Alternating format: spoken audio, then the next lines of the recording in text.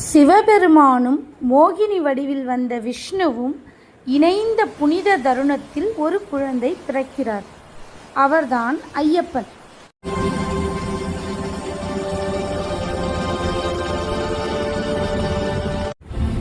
அந்த தெய்வ குழந்தையை பம்பை நதிக்கரையில் கண்ட மன்னன் ராஜசேகரன் கழுத்தில் இருந்த ஒரே மணியை கண்டு அவருக்கு மணிகண்டன் என பெயர் வைத்து தத்தெடுக்கிறார்.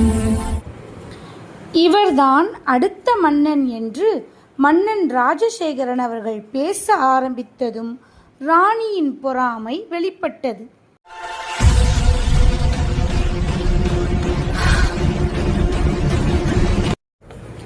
தன் நோய்க்கு புலியின் பால் தேவை என போலி நாடகம் ஆடுகிறாள் ராணி. மணிகண்டனை காட்டில் அனுப்பிவிட்டால் புலி தாக்கி இறந்து விடுவான் என அவள் நம்பினாள்.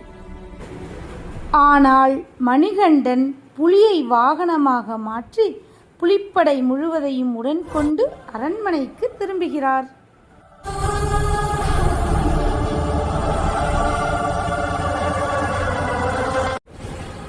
அந்த நாள் அவர் சாதாரண குழந்தை அல்ல, மக்கள் மனங்களில் நிலைக்கும் தெய்வம் ஐயப்பன் என்று அனைவரும் உணர்ந்தார்கள்.